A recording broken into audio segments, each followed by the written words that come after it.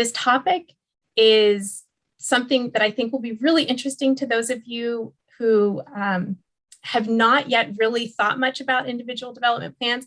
And for those of you who are familiar with them and have maybe tried your hand at them, I hope that it will also provide some new insight. So thank you again in advance to Steve and to all of our BASF team for the work that you're going to do with us for the next 2 hours.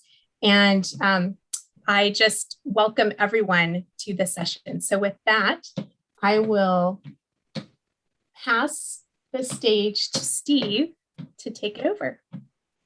Okay, thanks, Arica. Let me go ahead and share the screen deck. And hopefully people can see that. And let me rearrange my Zoom windows. It's always going back and forth between Zoom window settings, but yeah, welcome. I'm glad to connect with all of you.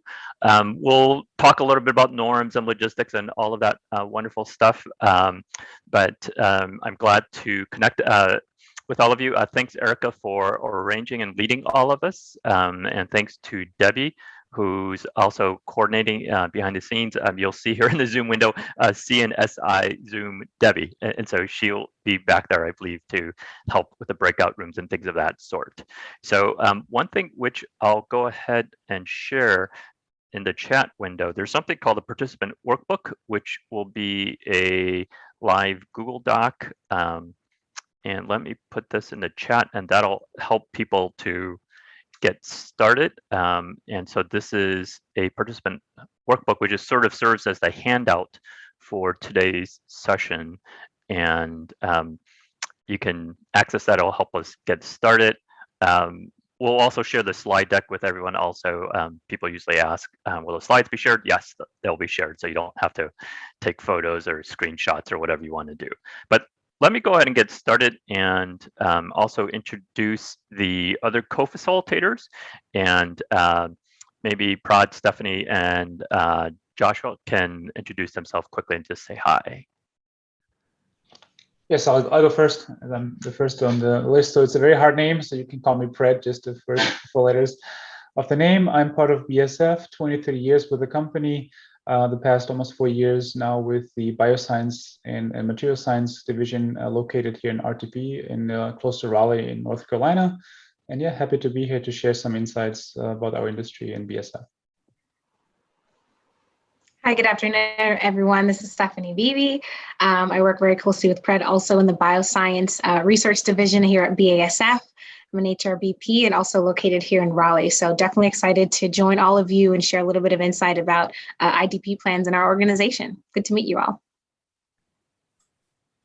Hey, everybody, and my name is Josh Speros. I've been with BASF for 8 years. I have a PhD in polymer chemistry, currently working as part of the research organization at BASF, and a remote employee on the West Coast helping to run our California Research Alliance. So really honored to be here and work with you today. Thanks. Thanks, all of you. And you'll learn a little bit more about myself, yeah, so I use he and his pronouns. I'll also just quickly mention that I'm with another organization called CIMER, C-I-M-E-R. You can Google that, but it's a national organization helping institutions and universities focus more on mentoring experiences. So we do focus quite a bit on training graduate students, postdocs, and faculty on mentorship. But yeah, you'll learn a little bit more about myself later on. And you've obviously met the wonderful Arica Lubin, and so she's been leading us and invited us to talk a little bit about IDPs. So I'd like to suggest 2 ways for all the participants to connect with each other. And so what I'd like to suggest is that for all of us to just very briefly, 5 to 10 seconds each, we'll go around alphabetically for people to share a little bit about themselves, your name, pronouns if you like, the discipline or department that you're in, year in your program or appointment, your institution, and so forth. The usual things. It's kind of nice to be able to see and connect with everyone, even though it might be a little bit brief. And also to do something on this Menti website. And this will help us create a word cloud. And so I'm going to put this in the Google, in the chat window. But if you can go to this URL, this will help us create a word cloud. And when you get to it, there'll be a place for 3 words to put in how you currently feel about your career after your master's or PhD. According to the quick survey that we sent around, it looks like we have some master's and PhD students in our participants. And it's asking for how you feel, not necessarily how you think about it, but how you currently feel. And also what I also put in the chat window is a list of feelings, if that's helpful. You're not limited to that particular list, but it just gives you some words to think about, and that'll create a word cloud for us. And it just sort of, it's nice because it gives a quick temperature check to see maybe you're feeling really nervous or stressed, or maybe you're feeling very excited and looking and hopeful, or you're maybe thinking both. And so this gives us a quick temperature check on how people are feeling. And that's going to be anonymous. So feel free to put whatever you want. I encourage you to be honest. And on the Menti website, just create a word cloud, and we'll see the results as people enter that. And so you should see something like this. And oh, cool. People are starting to share a little bit, and we'll come back to that later on. But I'm going to go through the Zoom windows and the list of participants, and I'll try to go in alphabetical order, and so you have an idea of when you'll be coming up, and just quickly share a little bit that's on the slide, your name, discipline, and so forth. Okay, so I'm guessing those people who are start with and I'll start with whatever you have in your Zoom window, the first letter there. So if I could start with Aaron, are you okay? Hi there. Can you hear me all right? Yep. Hi there. Well, thank you for allowing us this opportunity for individual development plan workshop. So I am so my name is Aaron Hendrickson. I'm a PhD student in my 4th year at Washington State University. And I'm focusing in organic chemistry, organic polymer chemistry, particularly immunostimulant polymers. Cool. Thanks, Aaron. Thank you. Alexis? Yeah. Hi. My name is Alexis. My pronouns are he, him, his. I am a 1st year going into 2nd year chemistry PhD student at Northwestern. And my current research is looking at covalent adaptable networks, also trying to intersect that with some machine learning. So basically broadly polymer chemistry. Cool. Ching? Hello, everyone. My name is Ching, and I'm now in Texas A&M University. I study chemistry, and I'm mostly focused on polymer, and I'm going to join my 4th year. Thanks. Christina? Hi, I'm Christina. My pronouns are she, her. I am finishing up my 3rd year PhD in chemistry at UCSB, where my research is in natural products chemistry using some bioinformatic tools. I think that's it. Okay, thank you. And then Corey? Hi, my name is Corey, and I'm studying some polymer materials design and microbiology at Bowling Green State University. I'm in my 2nd year of my master's. Yeah. Okay. Thank you. Corey. Is it Eleni, or I apologize if I'm mispronouncing that? Yes, it's Eleni. Sorry, let me start my video. Yeah, hi, I'm Eleni, and I'm actually the user coordinator for BioPACIFIC. So welcome, everybody. Okay, thank you. Eric? Hello, I'm Eric. I am a 4th year in the Molecular, Cellular, and Developmental Bio program at UC Santa Barbara. Okay, thanks, Eric. Grace? Okay.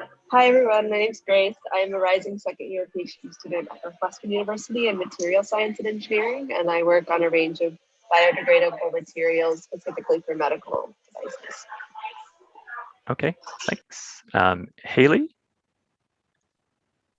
Hey everyone, I'm Haley. My pronouns are she, her. I am a rising second year at UCLA, and I work in materials, particularly making polymer excipients to stabilize enzymes. Okay, thanks. Jessica? Hi, I'm Jessica. My pronouns are she, her. I am currently a third year PhD student in the Material Science and Engineering Department at the University of Delaware, and I work on mostly polymer materials and peptide hybrids. Thanks. Joshua Misa? Yeah, hello. My name is Joshua Misa. My pronouns are he, him, his. I am a fourth year PhD student in chemical and biomolecular engineering at UCLA, and my research focuses on engineering yeast to produce small molecule natural products. Thanks. Mac? Hello, everyone.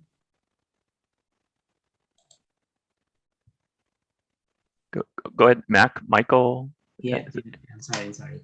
Hello, everyone. My name is Michael Ambruvio. My pronouns are he and his. I'm a master's student at the North Carolina A&T State University, and I'm working on a polymeric materials that can be used for biosensing and bioimaging. Thank you. Okay. Matthew? Hi, everyone. I'm Matt. I am a rising second year PhD student at UNC Chapel Hill. I work on polymers capable of dynamic covalent chemistry. Okay, cool. Patrick? Everyone, I'm Pat. I'm a third year grad student in the materials department at UC Santa Barbara. I work on the synthesis and characterization of polymers. Okay, thanks. Richard? Hi, I'm Richard. I go by he, him, his pronouns. I'm a rising second year Chem E PhD student at UCLA, and my discipline and research is metabolomics, so studying tools for analyzing flux of metabolism and then also applying those towards some synthetic biology and oleaginous. Cool. Rita?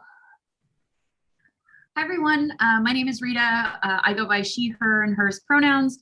My training originally is that I got a PhD from UCLA focusing in material science and specifically nanomaterials for enzymatic biofuel cells. But now I am the Director of Education for the California Nanosystems Institute at UCLA. Okay, thanks. Ronnie? Hi, everyone. My name is Ronnie. Go by he and him. I'm a rising third year in the chemistry department at UC Santa Barbara, and my research is on polypeptide synthesis for 3D bioprinting. Cool, thanks. And Sarah? Hi, everyone. My name is Sharon.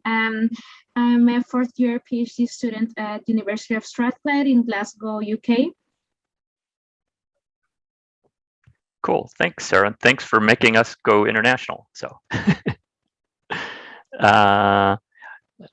Sophia. Hi, I'm Sophia. My pronouns are she, her, hers. I'm a rising fourth year at UCSB, and my research is in applying organic chemistry to polymer materials. Okay, thanks. And Valerie?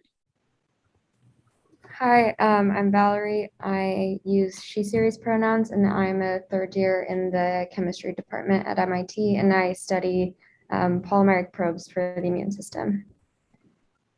Okay, I think that's everyone. Did I miss anyone? Okay, anyone not get a chance to speak up and just quickly say hi? Okay. I'm not seeing any hands, so I think we can move forward. Let's go to did everyone get a chance to put in their words in the Menti website? I know I'm asking you to juggle multiple things and so forth. Let's go to this. And so we've got about 16 responses. And interesting, so we've got words such as anxious, excited, and hopeful, uncertain, exciting, and oh, some more words are being added. Confused, overwhelmed, scary, lost. That was very much me as a grad student. Tired, insecure, struggling, uneasy, confident, exploring, accomplished, unconventional. Internal screaming. Okay. Yes. Capable, improvement. Okay. Lots of good words. So it's a really good mix of ideas. I'm guessing all of this, maybe you could resonate with many or all of these words and say that that's very much true for your personal experiences or feelings at this point. And so thank you so much for sharing. I'll circle back to this if there's any significant changes to this, but thank you so much for sharing your words also. So some suggestions for norms. I'm guessing we're all used to do this, but it's helped just to be clear on suggestion for norms or norms for interactions by Zoom. If you do have a question or comment, feel free to use the chat window. And it is kind of nice if you raise your hand in the Zoom option, so that way we can follow in sequence of who raised their hands first. But and Zoom has moved around where that raise hand option appears in your window, but that's also indicated there in their image, and hopefully that's clear about where you can find that. Just remember to mute or unmute your mic as needed. It is kind of nice to see people's faces on video if possible, but I understand there's a wide range of personal circumstances and internet issues. So if you prefer to keep your video off, we understand, but especially for the breakout sessions, it will be kind of nice for the smaller groups to see each other. Okay. Oops. It skipped it. So what to expect? So helping to manage some expectations for this session. So I do want to emphasize process. I'm guessing that we're all familiar with, like the science talks and things of that sort, and which is very much content driven. But this is going to be different, and that it's going to focus quite a bit on process. And so we hope that you'll be engaged. There will be some interactive breakout discussions. And I often see my role as facilitating conversations between people. And so this is an important feature of these type of sessions. And also, just to help manage expectations, expect a lack of closure. And so we're going to open up lots of cans of worms. We're going to have lots of issues. We won't be able to tie it neatly with a bow at the end of today's session. It's not like a sitcom where everything is neatly tied. We will open up issues. I will stick around even after the formal ending, so that if people want to stick around and ask further questions, I'll stick around and so hopefully I can provide some sense of closure. But anyways, just to expect that. We do hope to provide some practical skills and resources, but I don't think we can really provide like a 12-step program to become the perfect grad student. I don't think there is such a thing. I know people try to create their own lists and things of that sort, but I find them too simplistic or formulaic that it's not terribly helpful. And so it's really important to be engaged and to grapple with many of these issues, because all of your circumstances are obviously very different. And so you need to figure out what of these resources and skills are relevant and helpful for you to be able to apply them and make them applicable and relevant for yourself. Some general community agreements, I think it's easy enough, but it's helpful to just to say that these are important. Just be reflective as you think about your own personal circumstances, and respect other people's perspectives. Obviously, respect other people's opinions. Use statements like "I" and that things are relevant for yourself, and obviously make statements about yourself. Make space and take space. We encourage you to make space for others, but also to take space. We do want to hear from everyone. And so if you're generally a little bit quiet, we do encourage you to step up, lean in, and take some space, and especially contribute to the breakout sessions, to the overall sessions also.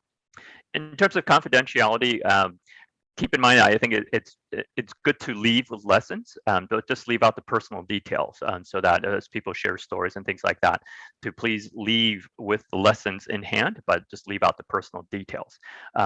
This session is being recorded just so that they can offer this to more students, but as I understand it, we're going to stop the recording near the end during the Q&A session, so that you can hopefully ask questions that you may not feel comfortable being recorded, but we're going to stop that at the end.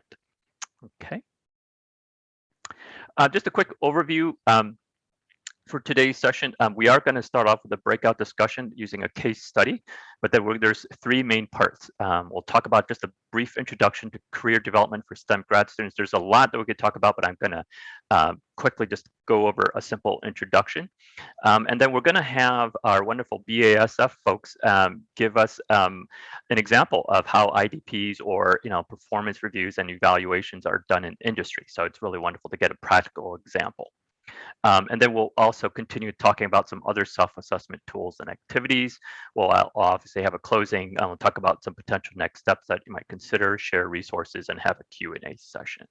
So that hopefully gives you an overall big picture.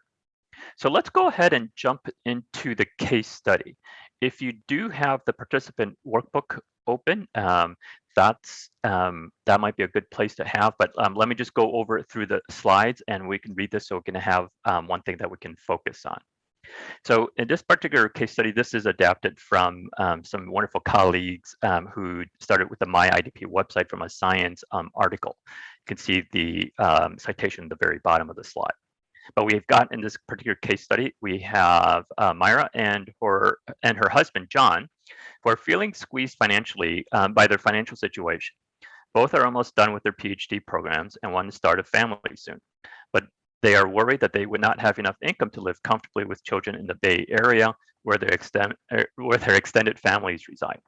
So recently, a sales rep visiting Myra's lab told her about a newly available field applications and sales scientist position at his company, which is a major microscope vendor. In their discussion, he happened to mention that she could more than double her current income in that role, so she was naturally intrigued. Myra applied for the job, got an interview, and was offered the position.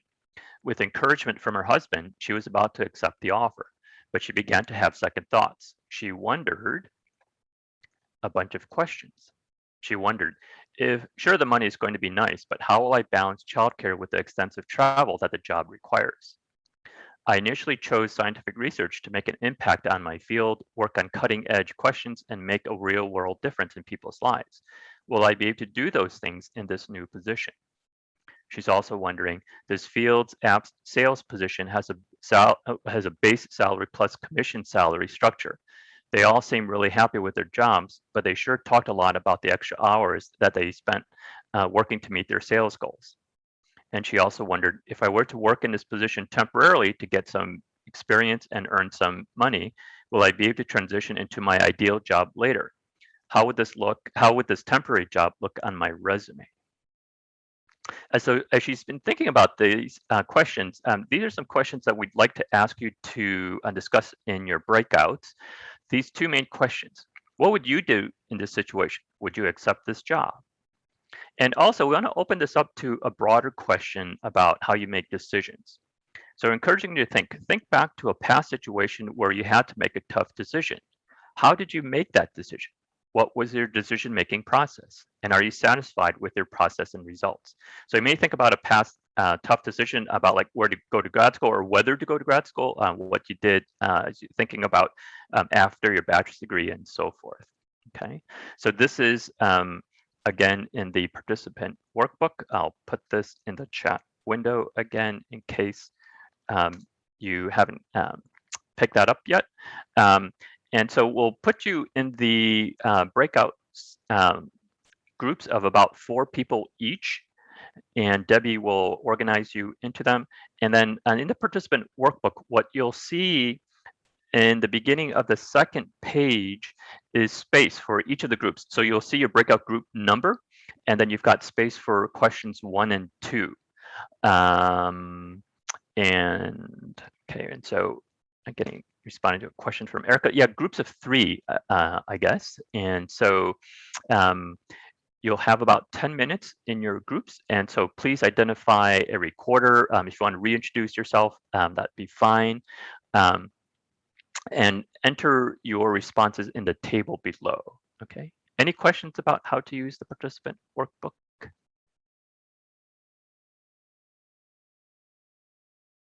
Okay. So Debbie, if you could send people into their breakouts and give them about 10 minutes. And okay, here we go. Back together. Thanks, Debbie. Thanks, Debbie, for doing the breakouts and keeping us organized. So as people come back, you can also see from the participant workbook responses from everyone. So I enjoyed doing this because we get to see what each of the groups were thinking and sharing.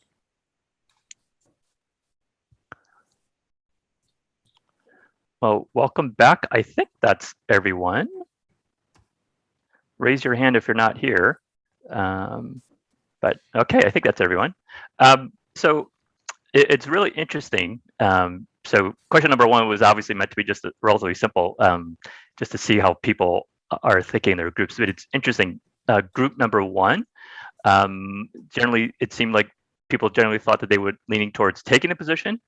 And then group number 7, on the other end of the spectrum, many of them, I guess, thought they would not accept the job. So it's obviously meant to provide some difference of opinion, and it's good to see that there's a wide range of opinions and thoughts. So thank you so much for sharing that. And I see other groups like group number 3 asked other questions, and obviously, yeah. And number 6, they were asking lots of other questions about potential partners and things of that sort. These are all relevant issues that you obviously would need to grapple with. I'd be curious, group number 4, I was wondering if I could ask someone to share a little bit, maybe the recorder or someone from group number 4. I really liked your responses for question number 2. You suggested making a list of things that matter and then assessing the decision checks those boxes, making a pros and cons list to help assist making decision. It also helps to think about where you are and where you want to be, and things of that sort. So I'd be curious if someone from group number 4 might share a little bit about the responses to question number 2, maybe unpackage that a little bit more. I guess I can talk. So we talked a lot about kind of the way that this exercise is framed out. The person is having second thoughts based on like maybe the things that they value. Like the first one is kind of like family oriented. They care about their family. The second one is, you know, wanting to be making an impact on your field, kind of the aspect of job fulfillment. The like working hours that they might have to work in the position, and then like, you know, where that could get them in the future. And like for us, that kind of meant that like those are the areas that are important and they're having second thoughts in those many areas. So they should probably not take the job. And I just kind of thought about it, and we just kind of thought about it in the sense of you should, when you're like trying to make a big decision, if you like can list out, you know, the conditions that like make you happy, the things that you care about, and trying to check as many of those boxes that you can when you're making a decision like that is kind of like big and kind of scary. When you actually make that decision, whether it's a yes or a no, you'll be a little more confident in that decision because you'll know, okay, well, these things make me happy, so I should take this position. Or, okay, there aren't enough things that are related to this position or this job or this decision that will like help me grow as a person or help me be in a situation where I'm comfortable or fulfilled or happy, so that you can make those decisions kind of as informed as possible. Okay, yeah, thanks, Matthew. Really good. It's obviously there is no magic solution and things of that sort, but it's helpful to hear your processes and what you're thinking.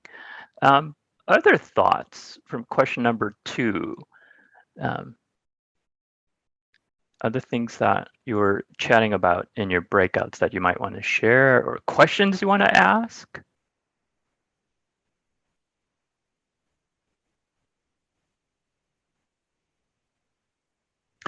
I'll note that in terms of how people make decisions, there are some groups you wrote down in thinking about weighing pros and cons, and that's a relatively common way of trying to make decisions. And other people mentioned about going through a gut feeling.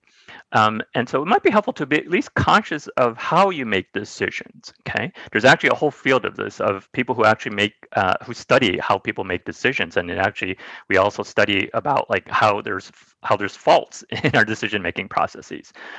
So one thing that's helpful is to become more aware. So like the Myers-Briggs personality types, if you're familiar with that, what it's helpful is that one of the dichotomies, the T and F dichotomy, helps you to become more aware of what's your primary preference in how you make decisions. So the T types often make decisions by stepping outside of the situation and having things like a pro and con list. And that's a valuable perspective, and that's an important thing to do. F types are really good about thinking, okay, so given that decision, how does this decision impact the people involved in my life, the relevant people? And so they're often very good about stepping into a position or into a decision and thinking about how it impacts themselves and other people. So you need to do a little bit of both, stepping outside of the situation and stepping into the situation. But as you become more aware of your decision-making processes, it's helpful to become more aware of it and to realize the limitations that it has and the scope of where it's really strong and important, but also understanding the limitations and understanding other perspectives and other ways of making decisions. That's also very helpful. So something we can talk a little bit more about the Myers-Briggs, but being more aware of your decision-making processes, I think, is really important. Okay. Any other questions or comments before we move on?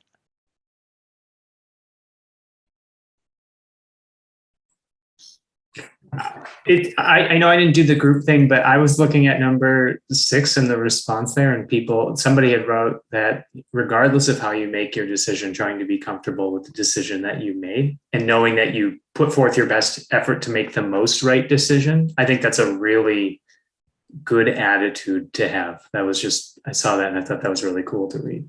Yeah. Okay. Thanks, Josh. Yeah, thanks, Josh, for affirming that perspective. Okay. Okay, so let's continue on. And so this is the one big question that we get asked. What do you want to be when you grow up? And to think about this, I'm going to refer to this book that's been making the rounds. You might have heard about this book by Charlie Mackesy, The Boy, the Mole, the Fox, and the Horse. And he's got some really beautiful illustrations, and I really like his perspective. And so this is the one nagging question that we all get asked, right? What do you want to be when you grow up? And I still grapple with that question. I don't really know how to respond to it. But as we think about this question, we often think about like what jobs or careers or what smart goals do you want to achieve. Obviously, these are all really good things to be thinking about. But I think Charlie is encouraging us to think about this from a slightly different way. And I like the response from this illustration. And the boy says, kind. And so he talks about, I think, affirming a particular value that he wants to be when he grows up. And I think that's really important. We often talk about goals and being goal oriented, which is important, but I think being value driven is also a really important perspective. And I think something along those lines is important to help us to think about what kind of person do you want to become when you grow old? Okay, what do you want to be known for? And it's not necessarily what kind of job you're going to have, what kind of income or where your zip code is, but it's often, what kind of person do you want to be when you grow up? And I think that's an important perspective. And we'll come back to this later on. Okay, so as we move on, I want to shift directions a little bit and share a little bit of data. Given a bunch of STEM PhD folks, I'm guessing that we like data. And so I just want to, I just only have 2 slides with, I think only 3 slides of data. So this is data from NSF.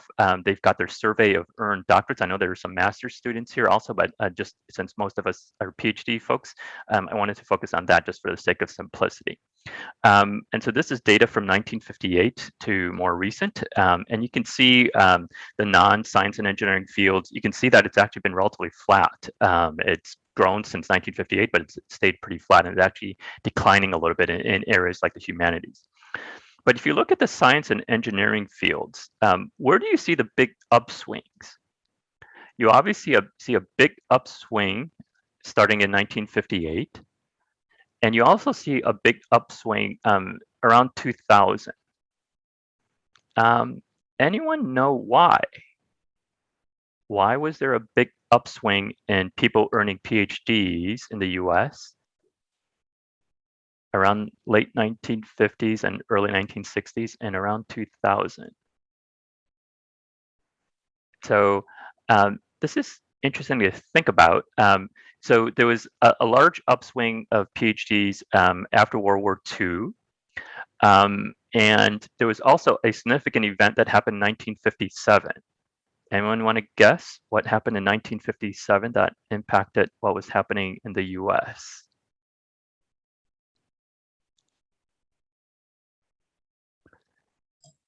The Green Revolution. I'm sorry? The Green Revolution. The Green Revolution? I'm not familiar with it. Would you mind explaining that a little bit? Yeah, it's about the agriculture. Greek culture?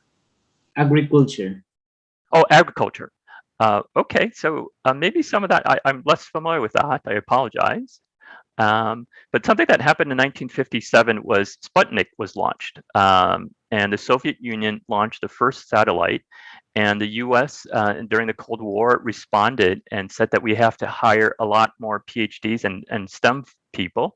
And so NIH and NSF poured tons of more money into a lot of STEM research. And you can see at that time, the number of PhDs earned dramatically increased from about 7,000 to about 20,000, almost threefold. And what was also interesting was that there were tons of faculty STEM positions. So I actually met a faculty member who did his job search around 1960, and he was telling me that he got like 10 job offers for faculty positions. Imagine what life like that would have been like. Very different than now, obviously. And also around 2000, there was a dramatic increase because NIH actually doubled its budget. From 1998 to about 2003, NIH doubled its budget. And so there was a dramatic increase in biomedical research fields. And so a lot more research opportunities were opened up at that time. So keep that in mind. And I'm going to go to the next slide that shows some of the history of the STEM PhDs and faculty positions. So I know this, I'm not a big fan of this particular graph, but this is something that has been making the rounds. This is in Nature. This article was actually written by graduate students, and they were bemoaning the lack of faculty positions. So you can see the blue lines refer to PhDs being awarded. So the solid blue line is the using the left vertical axis is the cumulative number in thousands. And you can see that obviously a pretty steady and dramatic increase in the number of STEM PhDs being earned. And the dotted blue line shows the annual number of STEM PhDs each year from 1982 to 2011. And so it's been gradually increasing. And you can see the orange line, the orange solid line shows the cumulative number of faculty positions in the STEM fields, which has remained relatively flat. And so you can see the dotted orange line is showing the annual faculty positions that are announced each year. And it's bounced around a little bit, but it's also not has increased dramatically. What was interesting is that if you remember, there was a lot of STEM faculty who were hired around 1960.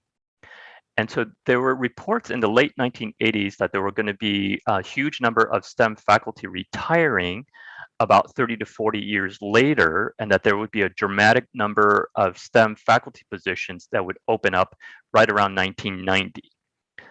And so there was tons of reports about that. And so if you take a look at that, the orange dotted line, and look around 1990, the STEM faculty positions did not dramatically increase. It actually decreased a little bit for the early 1990s, and it hasn't dramatically changed too much.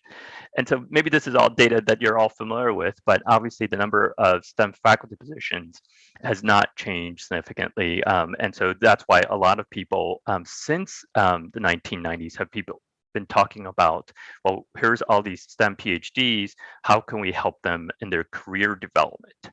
So as we think about this, I also just want to show one final slide with some data. I know that some of you are at the UC System University of California. And so if you just Google UC Doctoral Alumni Survey, you can find more data on this. But this is the latest data report that they posted for 2014. And so you can see the data from 1969 to 71 and every other decade after that, up to 2005, 2007. So these are entering PhD students at those various time points and what happened to them afterwards, after their PhDs. And you can see in the blue, the tenure track higher ed, folks who got positions in that area, and you can see was relatively stable, but there's a dramatic decrease in 2005, 2007. But there's been a dramatic increase in the orange bar, non-tenure track higher ed, and that was probably due to a lot of STEM PhDs getting hired as adjunct non-tenure track teaching positions. And you can see the other sectors, private, for-profit, government, nonprofit, K through 12 education, and so forth. And if you take a look at that website, they do provide other data for other disciplines and things of that sort. But I just wanted to provide one quick snapshot and just mention that so you can take a look at that if in case you wanted to follow that. Okay, so it's helpful to be thinking about career paths of STEM PhDs. I'm guessing they were all aware of what we have in the past. I've been referring to non-academic or alternative careers and things like that, but I think the academic track is becoming the alternative now because there are so few of them going into that type of career track. As we think about career options, I thought this particular diagram was helpful. So this is Keith Yamamoto, who's at UCSF. He's a vice chancellor for research, and he's given this talk in different settings, and there's a iBiology video. There's a link to that. You can take a look at his talk if you want. But you can think about the traditional, the pipeline. I don't really like the term pipeline, but people have been using that, but this is sort of the very much one-dimensional pipeline that people talk about. Like after you get your bachelor's degree, you've got many different options. And so all of you have chosen to go into master's or PhD programs and so forth. And then if you choose to do a postdoc, you can think about positions in academia and also in industry and so forth. What I like about Keith Yamamoto, he's going more than one-dimensional and thinking about two-dimensional and thinking about your graduate degree providing a career hub. And it's helpful to think about this so that after your graduate degree, there are positions in government, education, law, communication, social programs, and business. And it's helpful to open up your minds and thinking about there's lots of different options so that this becomes sort of like your hunting license. Your graduate degree becomes your hunting license to pursue other careers so that it's not this simply just one-dimensional traditional pipeline in terms of thinking about your career track. So it's helpful to think about this.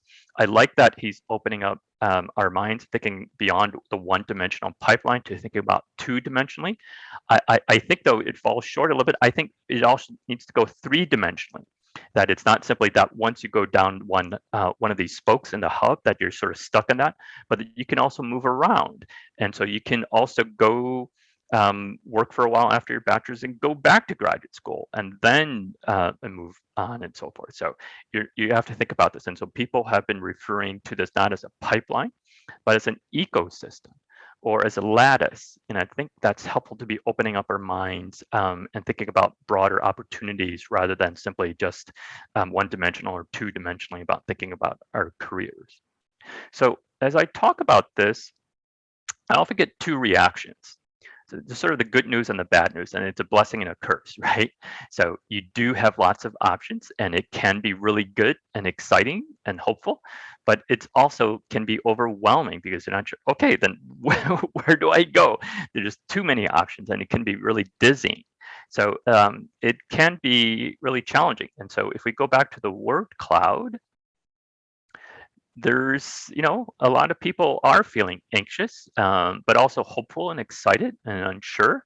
And so it's helpful to be thinking about this. And it's helpful, I think, to realize that you're not the only one. I'm guessing all of you have felt a mixture of all of these feelings. And I have personally have felt that when I was finishing grad school, and I continue to feel that there's a mixture of all of this. And so the career planning and so forth can be indeed challenging. So You're not the only one. So there's the good news and bad news. So where can we be helpful? So here's an overview of some career development. And this is Peter Fisk, who's given talks. And so he's written this book called Put Your Science to Work. So he's a PhD in geoscience, and he's been working for a number of decades. And I really like his pyramid and thinking about the many different aspects of career development. And Peter Fisk, he's got YouTube videos of some of his talks, and he's a really wonderful speaker, and do encourage you to take a look at him. He's written about his own career and helping other PhDs in thinking about their career development also. So you can Google him and find the many different things that he's done. So, but he also, what I really like about his pyramid is that he starts with self-assessment. This is really important. There's tons of questions to be thinking about for your own personal self-assessment. And thinking about, and also then your exploration, your focusing, and your job search. And so it's helpful to be thinking about all the different aspects. And what Fisk also refers to, and which I also think is a really big point, is that this is sort of like an iceberg. And in thinking about the job search, we often focus on the top tip. We're thinking about, putting together applications and interviewing and so forth. That's really important, but it's only the tip of the iceberg. There's tons of other aspects of the career planning that's really critical. And to be thinking about career development, I want to talk about some of the importance of self-assessment, because I sometimes get pushback and say, why is self-assessment so important? So I want to dwell upon this for a couple of slides. And I want to show this short YouTube video of a TED-Ed video. It talks about why self-assessment is so important. And it's really important because accurately assessing yourself is really challenging. So let me play this. It's about 5 minutes long, and let me know if it shows up okay on your ends. Okay, thanks. Are you as good at things as you think you are? How good are you at managing money? What about reading people's emotions? How healthy are you compared to other people you know? Are you better than average at grammar? Knowing how competent we are and how our skills stack up against other people's is more than a self-esteem boost. It helps us figure out when we can forge ahead on our own decisions and instincts, and when we need instead to seek out advice. But psychological research suggests that we're not very good at evaluating ourselves accurately. In fact, we frequently overestimate our own abilities. Researchers have a name for this phenomenon, the Dunning-Kruger effect. This effect explains why more than 100 studies have shown that people display illusory superiority. We judge ourselves as better than others to a degree that violates the laws of math. When software engineers at 2 companies were asked to rate their performance, 32% of the engineers at one company and 42% at the other put themselves in the top 5%. In another study, 88% of American drivers described themselves as having above-average driving skills. These aren't isolated findings. On average, people tend to rate themselves better than most in disciplines ranging from health, leadership skills, ethics, and beyond.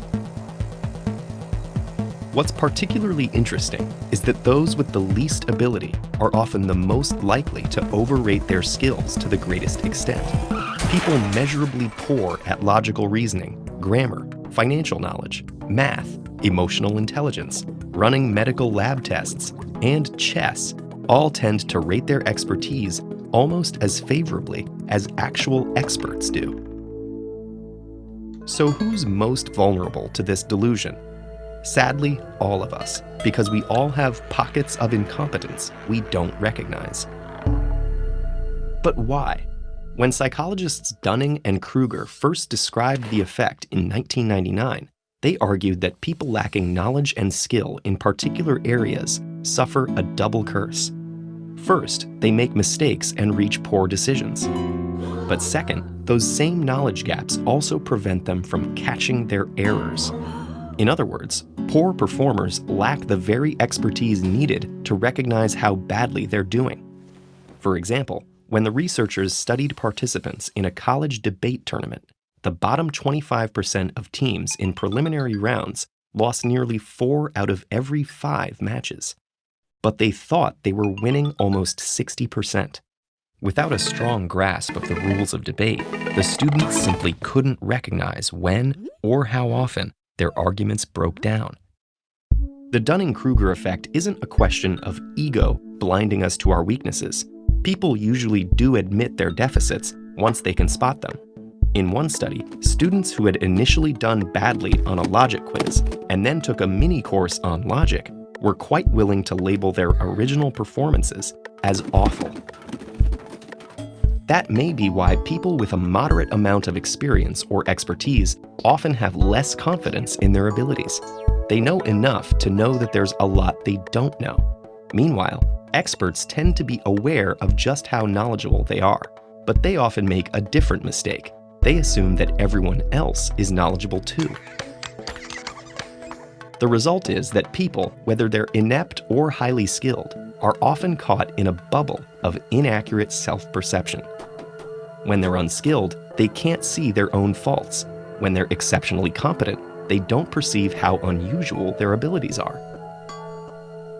So if the Dunning-Kruger effect is invisible to those experiencing it, what can you do to find out how good you actually are at various things?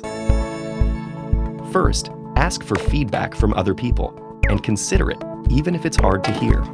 Second, and more important, keep learning. The more knowledgeable we become, the less likely we are to have invisible holes in our competence.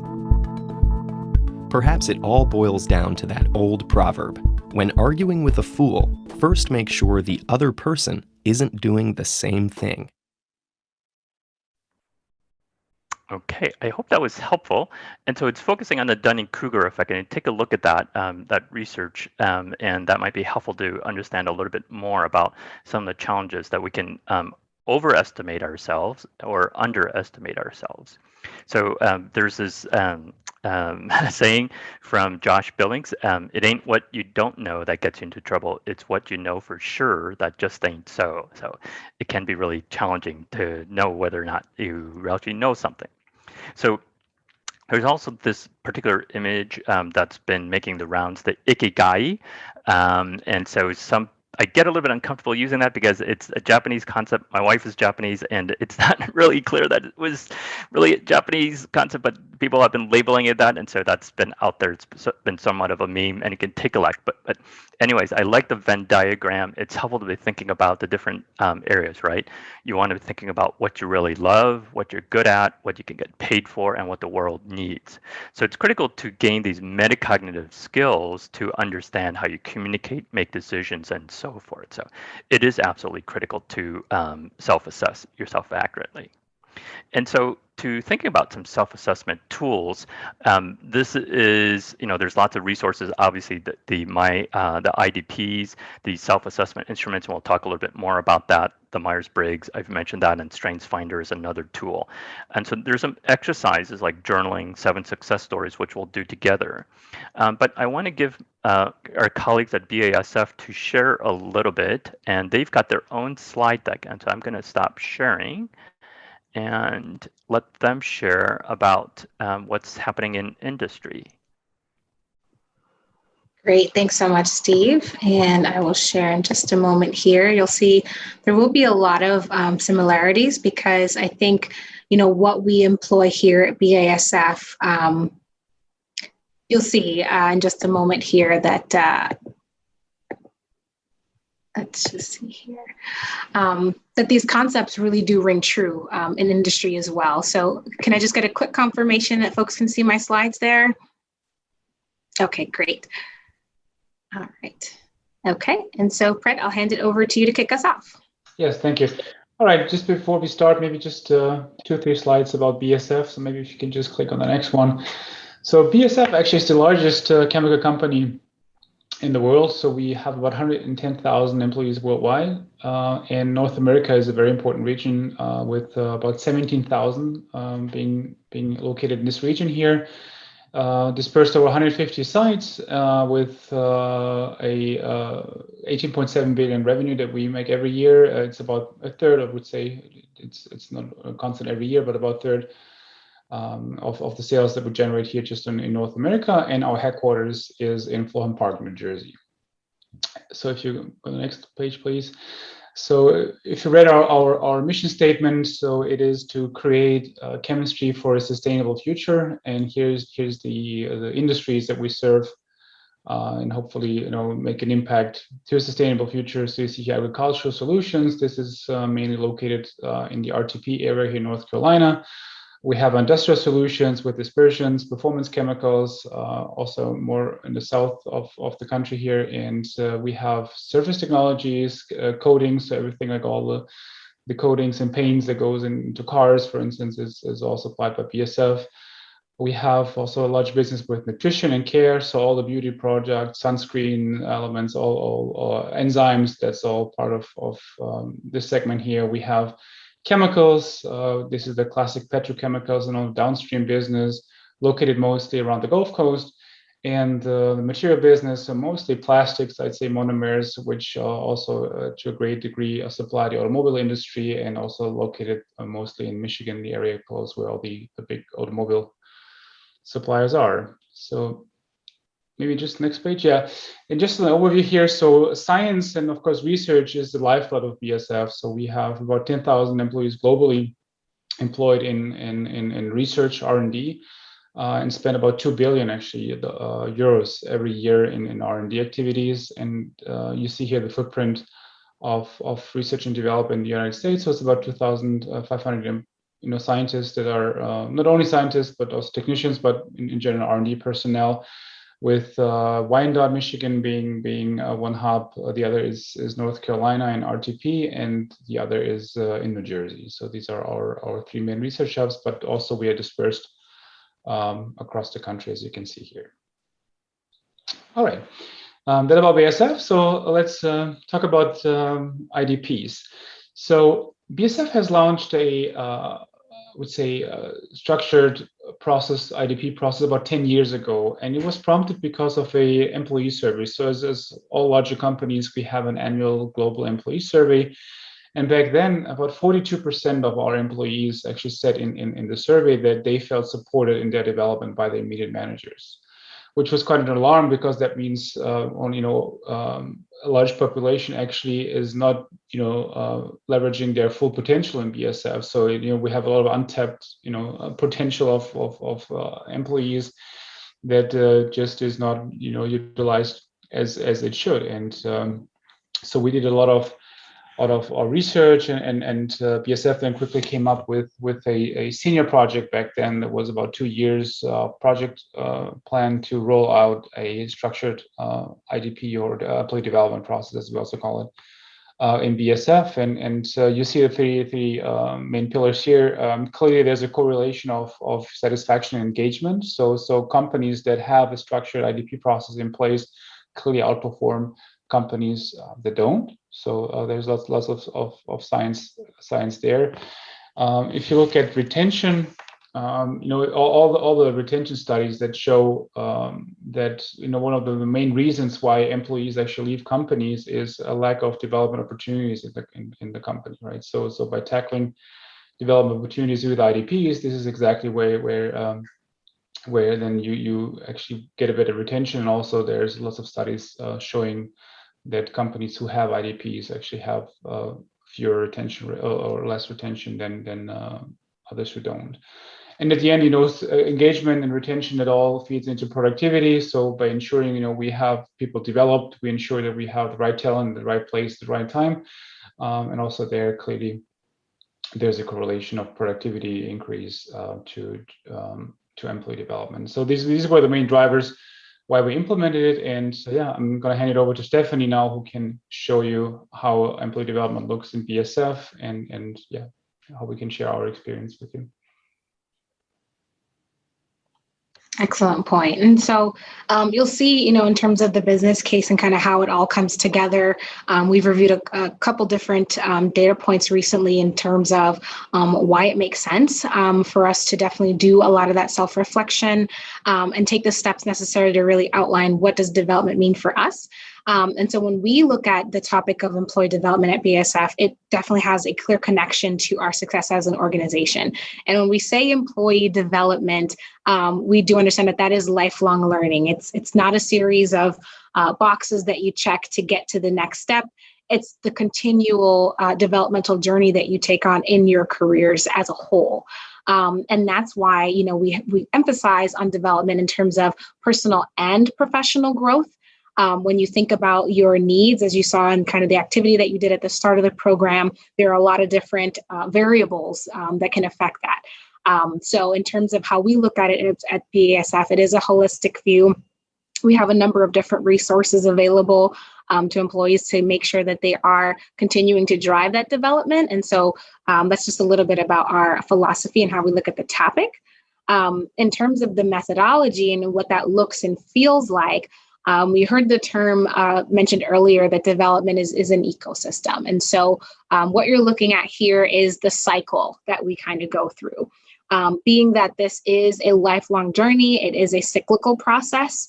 And so the three phases that you see on this slide kind of illustrate what happens in that cycle.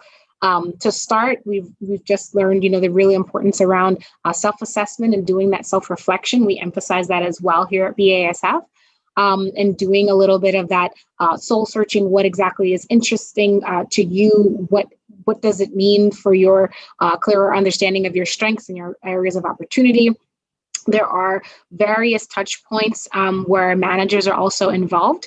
And so phase 2 is called kind of a talent review, where management is also assessing employee performance, as well as reviewing, what are some of those key developmental actions with the partnership of their peers, as well as with HR.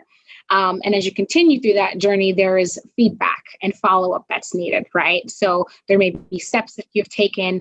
We'll go through a little bit about sequentially some of the conversations that can be had, but essentially you do want to get feedback. You do want to assess your progress there.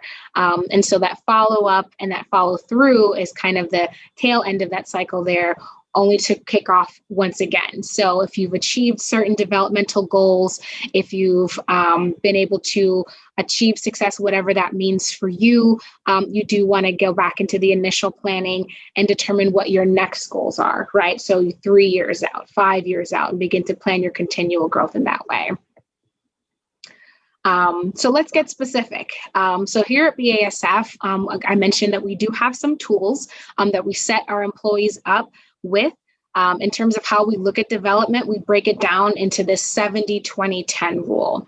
And so when we think about how you can grow your careers, 70% of how you expand your skill sets comes from literally what you learn on the job. So 70% is tied back to on-the-job learning. 20% is prescribed for learning from others.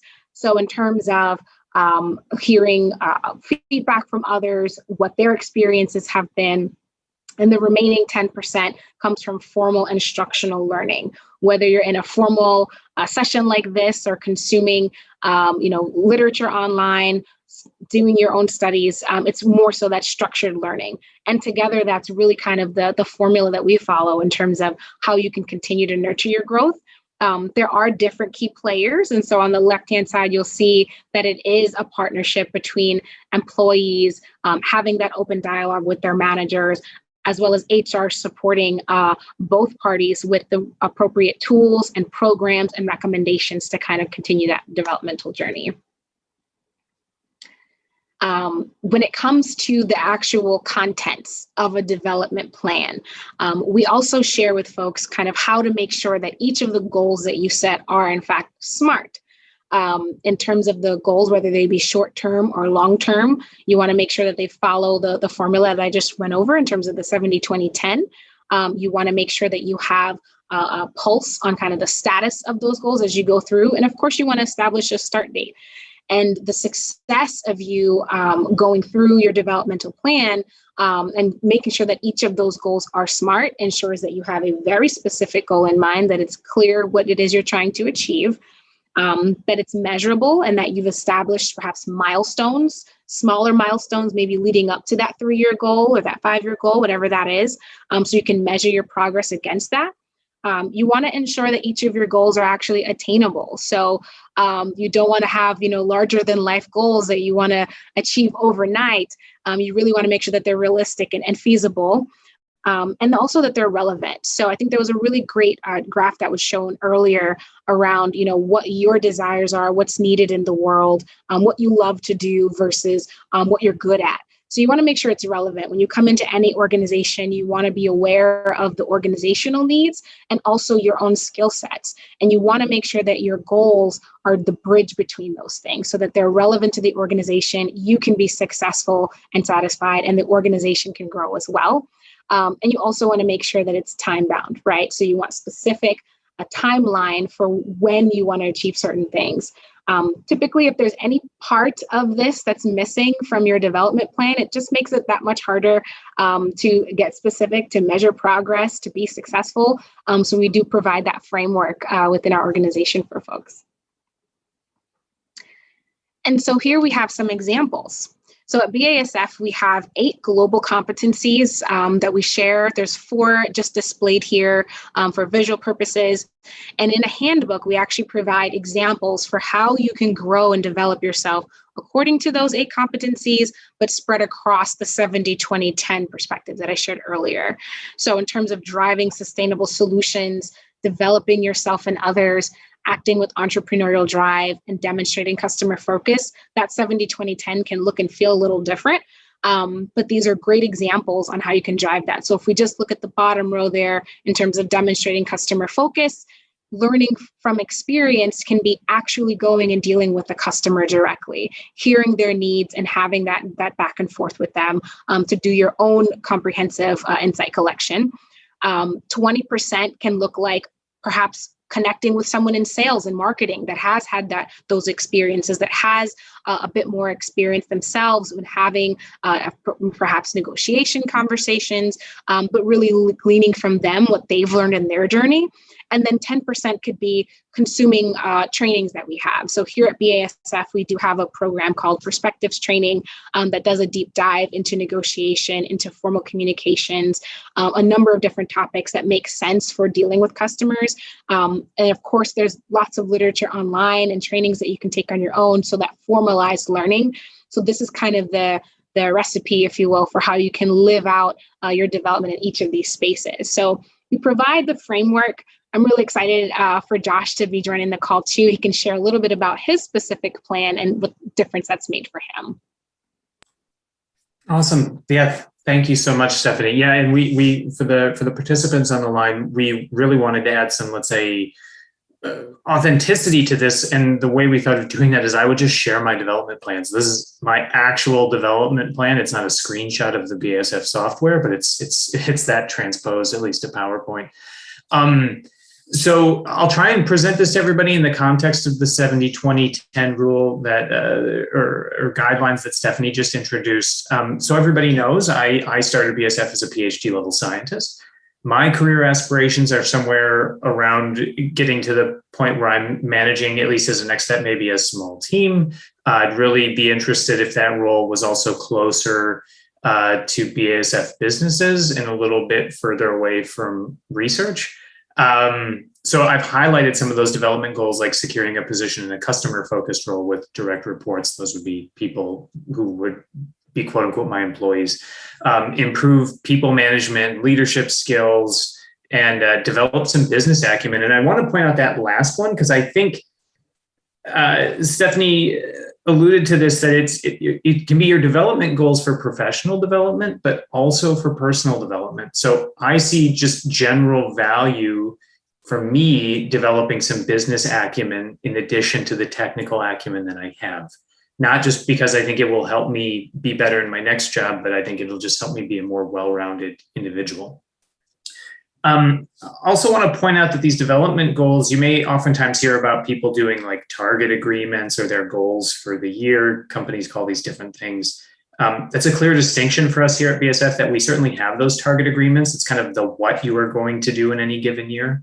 And those two have SMART targets and things like that. But the development plan is really more about how are you going to get there? How are you going to improve as a person and as an employee? So some of my development actions will just be very specific. BSF gives us access to things like Harvard Managed Mentor and LinkedIn Learning. My goal right now is to complete a module a month in areas of things that emphasize, business fundamentals, management topics, things like that. For me to continue developing that business acumen, I want to learn from others by having at least a conversation a month with representatives from different BSF operating divisions. So people actually in these businesses. People are probably familiar with the leadership development program at BSF. One way in which I can learn from experience, particularly around maybe having a direct report, is I can serve as an assignment manager for the leadership development program. So I can have someone temporarily reporting to me and I can work on my leadership skills. The first three of those things are definitely happening right now, actually, and they are time bound. I also have my position at CARA, where I am very externally facing for BASF, and I can capitalize on that, not just to work with academia, that's my primary responsibilities, but I'm also trying to use that to introduce startups to BASF and maybe deepen key customer relationships. So trying to find that business angle and that business experience, even though my role isn't specifically a business role. And then again, learning from myself and learning from experience, I have access to a variety of databases. I'm listing the names here. They may or may not be familiar to you. But for me, they're really excellent tools to deepen my business acumen, to stay on top of technology trends. So again, something that I think helps me be a little bit more well-rounded as a BSF employee, beyond just how do I get the next job, but how do I be, how am I contributing to my lifelong learning? I would just close by saying, the fact that these structured processes exist at BSF and elsewhere is super, super helpful for me. I'm very much, Steve mentioned T's. I'm definitely like a list maker and a box checker. So having a structured approach to this is always really helpful for me. And it's, I will say, if you commit to the goals that you set for yourself, and if they're well set, you really can measure improvement. So I'll leave it at that, but that's what I wanted to say. Great point, Josh. Thanks so much. So that kind of helps to bring it to life. This is our final slide kind of for our segment here, but this is actually a slide excerpted from actual career one-on-one discussions, 101 discussions that we've had at some of our sites within the RD&T community here at BASF. And RD&T is just an acronym for Research Development and Technical Community. So this slide kind of paints that roadmap in terms of the steps that you can take. It breaks down that cycle into each of these different columns that you see here. So you want to start off at the forefront with, again, identifying your goals. And really, when you think about identifying your goals, you just want to think about how you actually define success for you. If that is securing a particular position, if that's getting involved in a particular type of project, define what that looks like for you. And Josh shared, he's particularly interested in leadership. We do have some things sprinkled throughout this slide that are very specific, of course, to BASF. So making use of tools that help to do that are things like our career roadmap tool, which is a way that we actually highlight career journeys of actual employees here at BASF, sharing, what's made a difference for them. You do want to do this self-reflection, which we've emphasized the value of, identifying what your strengths and interests are, as well as areas where you think you can improve. And I think it's interesting to see how maybe not accurate we might be at identifying where we can improve. The next step is really important to balancing that. So what you want to do after you've done your self-reflection and trying to identify some of your own gaps is you want to have really important conversations. So within our organization, we emphasize being transparent with your manager about your self-assessment. We actually recommend that happens formally at least twice a year, but of course you want to continue those conversations. But then you also want to have these conversations with other folks and other key stakeholders, meaning your peers, folks that you work with, other managers that may be involved or see your work. So you really want to get a holistic view of how you self-assess, but then how others see or identify some of your blind spots as well. Then you want to decide on what your actual actions are. So to Josh's point, he has very specific things that he wants to do on a monthly basis. You determine what your actions are based on the development that you want to see in yourself. There are a number of different things here. Doesn't mean that everyone checks off every single box. Depending on what you're trying to achieve, perhaps shadowing opportunities might be more effective for you. Doing smaller projects in the area of interest might be what that person needs. So really we paint a picture of here are all the different options, and folks really craft and design their development plans based on what they're looking to achieve. And at the end of the day, the goal is to grow your career. So again, you've defined what success looked like for you. And so you achieving that and proving yourself through that journey is really what amounts to success. Advancement can be, as I mentioned, further development within your role. It could mean promotion to the next level. It could mean leadership skill or exposure, whatever that is. The IDP really does help folks to see a clear path towards achieving that. And at the end of the day, it's a cycle. So you do rinse and repeat. Once you're able to achieve one goal, we do encourage folks to begin thinking about and designing their next. So that's just a little bit about how we value IDPs at BASF. So I will stop sharing. I hope that was helpful, and I'll pass it back over to you, Steve. Thanks so much, Stephanie, Pred, and Josh. Any questions for them?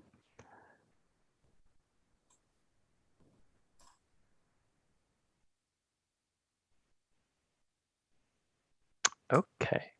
I believe they'll stick around so that they'll stick around for the questions at the end too. Okay, yeah. So if you're still formulating your questions, feel free to, or put it in the chat window too. So I believe that will work too. So let me go back to sharing slides. And so I just want to give a brief intro or overview of the two main websites that that some of you might be familiar with, MyIDP and ChemIDP. And so this is something I think for those of you in the STEM fields, this would be the most relevant. So MyIDP and ChemIDP, obviously they're for the respective fields. They're both targeting graduate students and postdocs. MyIDP was created first and was a little bit older, but they're still really valuable. And in terms of the framework, they focus quite a bit on self-assessment, and that's obviously very important at the very beginning. And how they do the self-assessment slightly different.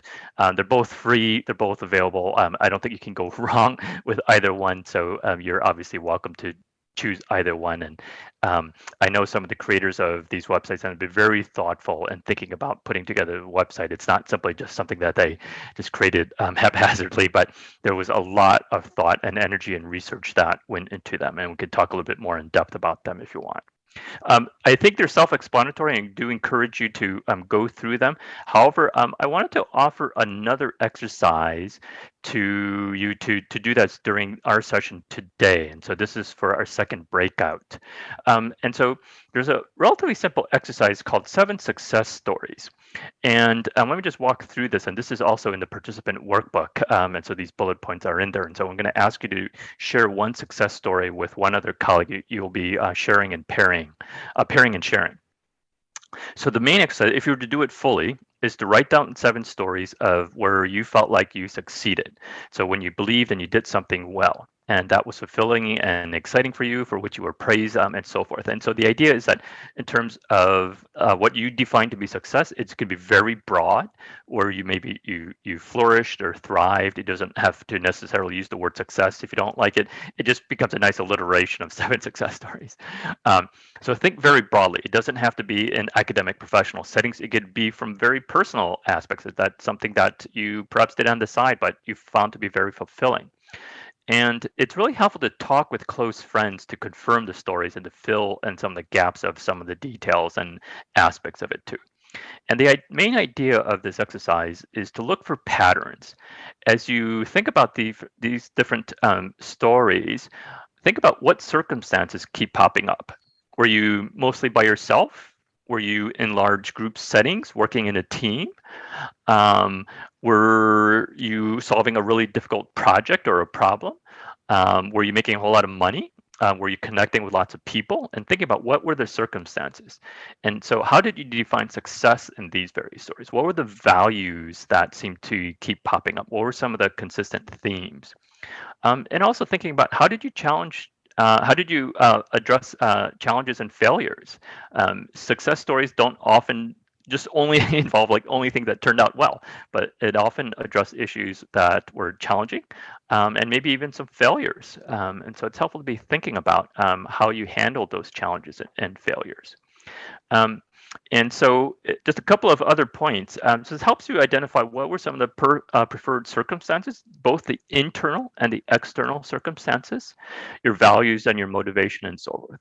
So writing down these stories, it's really helpful because it gives you wording to put down in cover letters and in resumes and so forth. And thinking about writing, and it gives you actual messaging. Verbally sharing these stories with friends also help you prepare for job interviews because it helps you sort of figure out how do I articulate things about yourself and doing that fine balance of coming across as someone who is effective and confident, but you don't want to come across as being really arrogant, right? And so you want to do that fine balance of doing both. And so verbally sharing gives you a practice of doing that. So the exercise doesn't necessarily what specific job to pursue. However, it gives you a lot of tools. And so to learn more, there's a website called Get5, and there's more details to that sort. You can take a look at that later on.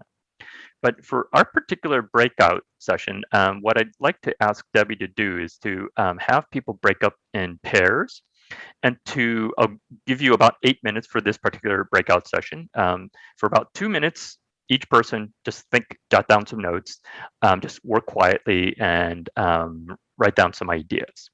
And then for each person to share a particular success story, give you about 2 minutes each. And it doesn't have to be polished, right? You're just doing this sort of on the spot and you're sharing with each other a particular success story. Okay, and so hopefully there'll be groups of 2. There might be a group of 3 and gives you about 8 minutes total, just in case there's a group of 3 out there. It gives you some practice in doing that. We're going to come back together and we'll debrief all together. Okay, any questions? There's instructions also in the participant workbook if you want to take a look at that. Okay. Ready? Yeah, Debbie, if you can go ahead and send people off.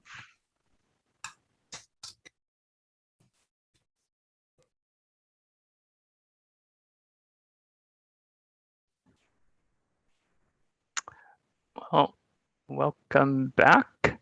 And I thought we could just briefly debrief. How was that exercise? How did you feel when you were sharing your story? Was there any challenges or surprises? Just an open debrief.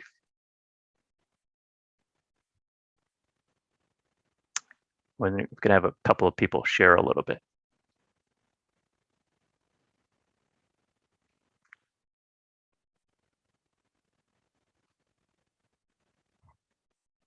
You can type in the chat or go in off mute and just go ahead and share.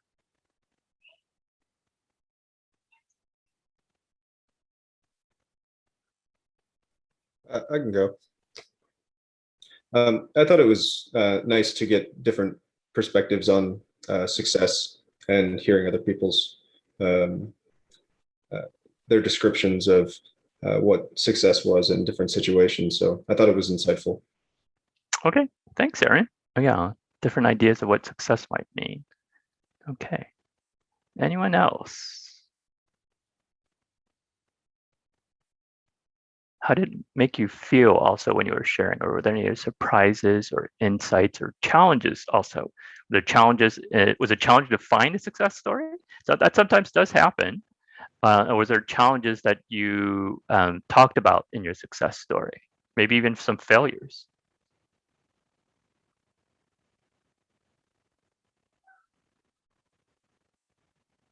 I see some nods. Could I ask someone to share a little bit about some of the challenges. Matt and I were talking about how it can be challenging to find successes sometimes in the academia or like this professional realm, whereas maybe in like, we both acknowledged successes in sports where we saw like it was easier to gauge our level of success than kind of in like an academic setting where it's a lot harder. Thanks, Sophia. Yeah, I think that's one of the challenges. I think one of the significant differences between undergrad and grad school, right? So undergrads, you got all this coursework, and obviously got some coursework in grad school, but it's not like you get like a report card at the end of each term in grad school, like how your research, or maybe you do. I mean, so if your PI really gives you that, it's wonderful, but it's kind of rare. And so success can be a lot more nebulous. It's hard to determine that. Yeah.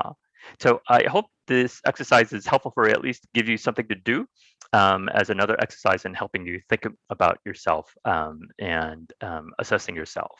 So as you know, the video also talked about, we want to make sure that we're not overestimating ourselves or underestimating ourselves. What I thought I could do here is just to give you a brief tangent about share my story. Not that my story is the perfect idea of success or anything of that sort, but at least show you where I meandered a little bit. And so just to be honest, and this is where I meandered a little bit in terms of my career. So I'm physically in San Jose, California, in Northern California right now. But before that, I was born in Seoul in South Korea. And then our family emigrated to Chicago. And so this was when I was a young little kid of 4 years old. And so I was a third culture kid, if you're familiar with that term, a 1.5 generation kid. And so you can take a look at that, but a third culture kid is a sociological term that indicates that my parents grew up in a very different culture than where I grew up personally. So we form our hybrid culture or a third culture. So in terms of my education, I earned my bachelor's degree in chemistry in Western Pennsylvania in Pittsburgh. And so that's where I started off. I went out of state for my undergrad and then went back to Illinois for my PhD in chemistry. And so when I was finishing up my PhD, so when I started my PhD, I thought that I would go into industry afterwards. But then I started really interested in education. I enjoyed TAing. I don't think I was really good as a TA, but I liked TAing. And so I got really interested in education and helping others. And so after my PhD, I didn't do the traditional research postdoc. And so I looked for teaching positions and I bounced around a little bit. And so I also wanted to stay in the Midwest where my parents and family were. And so I ended up at a position at Wheaton College in the suburbs of Chicago as a visiting assistant professor. I did that for a couple of years. And then I ended up in a tenure track position at Roosevelt University, which has campuses in downtown Chicago and in the suburbs of Chicago. So taught organic chemistry for a number of years and I really enjoyed it. I really enjoyed helping students succeed in chemistry courses, but my interest really grew beyond that. I wanted to help students in general. So I switched to a university administrative position at Northwestern. And so I think a couple people mentioned being in Evanston or Northwestern. So yay, Wildcats. So I served as the assistant director of an IMSD program there, helping graduate students in the first 2 years of their PhD programs. So I did that for a number of years, and I really was really grateful because I got mentored by someone who had been doing this for decades. And so really appreciated Rick's guidance and mentorship as my supervisor. But my wife and I wanted to move out to the West Coast. And so I worked at UC Davis as a graduate diversity officer for the STEM disciplines. And I did that for a number of years. And we wanted to move out a little bit further to the West Coast and then went to the Bay Area. So now I'm at Stanford. And so in my years, I really want to continue to help students and have really enjoyed focusing on graduate students in particular. So as I thought about my stories, so these are some of the common threads, just to give you an idea of, I really enjoy working at an academic institution. The idea of learning and just continuing to learn is obviously a really important value. Enjoy working with students to help them succeed and developing and implementing strategies to help students. So thinking about policies and guidance and thinking about interventions that help students to succeed. So focusing primarily on graduate students. And also promoting efforts in DIE, diversity, inclusion, and equity. And so this is something that was also very true at Roosevelt University when I was a faculty member, because Roosevelt University has a very strong commitment to social justice. So this is something which I think are some common threads in my own particular story. And so you might find certain threads that maybe it's hard to see now, but when you look in the rearview mirror in hindsight, you can see these threads. And so that might be helpful for thinking about as you think about this exercise of the 7 success stories. So in thinking further about this, here's some more tips in terms of career planning. So there's this really wonderful book by John Crumboltz and L. Levin, who talk about their happenstance learning theory. And it helps to remember that we can't control all aspects. And so the IDPs and things like that, they're really helpful, but we have to be aware that we can't control absolutely everything. And so these unplanned events are often very pivotal in determining our life and career choices. So John Crumboltz was on faculty at Stanford. Al Levin was on faculty at Sacramento State. And they really encourage readers to thinking about anticipating frequent changes, to realize that we often change. And so people have referred to this, some of the data that in terms of national, what happens in the US is that people make about 3 different career shifts in their careers. So it's a significant change, not simply a job change, but a significant career shift. So I feel like I've made 1 career shift from being a faculty to administration and staff. And so I sort of mentally prepare, okay, I got most likely going to have 2 different career shifts later on in the future too at some point. So it's helpful to be aware of that. Another career tip that I think is really helpful to be learning with a growth mindset. So you might be familiar with Carol Dweck's work, but she's been really helpful in helping many people thinking about not simply just about challenges and failures, but thinking about growing from them. And so she talks about these 2 different mindsets. And so she shows that for people who think from a growth mindset, to focus quite a bit in terms of how our ability is developed and focusing on the nurture aspects, that these are people who embrace challenges, who persist through obstacles. They see journey as a process. They see the effort is really critical. They actively seek out and learn from criticism, and they get inspired by others instead of being feeling threatened by others. And so having a growth mindset and thinking about your career, I think, can be very helpful. In terms of growing your network, this is obviously something that people have talked about. It's not simply what you know, but who you know. So there's some exercises. This is also in the participant workbook in thinking about some additional exercises that you might consider doing. So there's a simple PDF of an exercise about identifying your needs and growing your network. It helps you identify, where do you have needs in terms of your mentors and your mentoring network. And it's helpful to be thinking about that. NRMN is a really wonderful resource, the National Research Mentoring Network. This is a free website, and it really helps you to mentor others and to be mentored by others. And so this focuses a little bit more on the biosciences, but it's open to basically all the STEM fields. You can be international students, you can be a master's, you can be undergrad, grad students, postdocs, and things of that sort. So this is a really wonderful resource that you might consider joining. You can sign up both as a mentor and as a mentee. And it's really wonderful. We sometimes joke it's almost like a dating website, but it's not. So you put in a lot of information of your profile, and it's not simply just like, here's an email of someone else. It's a guided mentoring relationship. So when you get connected with someone, they actually send you and the other person about every 2 weeks a short video clip of some topics about some things to be thinking about. So it's meant to be guided. So and there's a lot of research that goes behind in terms of the mentoring experience. And so I know some of the faculty who actually put in a lot of the research in terms of preparing this website. So I encourage you to join NRMN. And also conducting an informational interview. I'm guessing you're familiar with this concept. There's lots of guidance.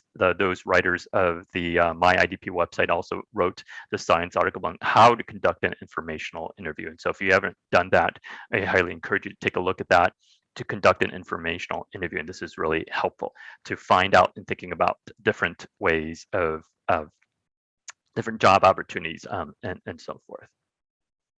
And also, don't forget your values. And so you talked about it's not simply just your goals, which is really important. SMART goals is really important, but thinking about your values. So I want to refer to just this one paper by Kenny Gibbs and Kimberly Griffin. So they study people like yourselves about, what are some of the factors in terms of making your decisions for your future. And so they point out that the research shows that the values of yourselves is really critical in thinking about your career development. So don't forget your values. There's this really wonderful exercise called the values affirmation exercise. This is developed by Jeff Cohen and Dave Sherman and some others. And it's a very relatively simple exercise, but there's actually a bit of research that shows that this can have a really lasting impact over years. It's really startling, but it's really amazing, but it's a simple exercise. What you're basically doing is looking at a list of values and thinking about 2 to 3 core values that you might have and writing this about yourself. And it helps you affirm for yourself what are your values and helps you stay on track in terms of what directions that you have. And so you can take a look at some of the research, but it's a very simple exercise in thinking about your values. So speaking about values, I want to go back to another illustration by Charlie Mackesy. So here in the first panel, the boy says, "We have such a long way to go," sighed the boy. And so as you think about your career, you might think, "Oh, you've got so much to do," and so forth. But the horse responds, "Yes, but look how far you've come." And so it's helpful to realize that you've come a long way. And yes, you have a long way to go, and thinking about the journey. And so think about the process. This is a process. And as people have mentioned, the destination is the journey itself. And we have to keep that in mind. It's a process. We're continuously learning and growing. And so there is no simply just one place that you achieve and then you can simply just rest on your laurels and so forth. But it's a really critical journey that we have to think about this whole process. Okay. So as we wrap up, I want to encourage you thinking about what's your next step. And so if you go to the participant workbook, and if you scroll down towards page 5, what I would just ask all of you, each of you, is to reflect and simply just identify one step or one goal that you want to pursue in the next week or so. And there's also research that shows that if you think about this, this helps you to actually achieve that. So we're not going to nag you in asking in 1 week if what you actually did. So you can keep this anonymous, but and we'll give you a minute or so. Just write down, what do you think you want to do? It might be simply just reading some of the literature or thinking about doing the 7 success story exercise. But just write down one goal, and it's helpful and it's kind of inspiring and encouraging to see what other people are doing. So just take one line in the table. You can put down your initials if you want, or you could keep this anonymous. It's completely up to you, but just do one goal that you think that you want to work on in the next week. Okay.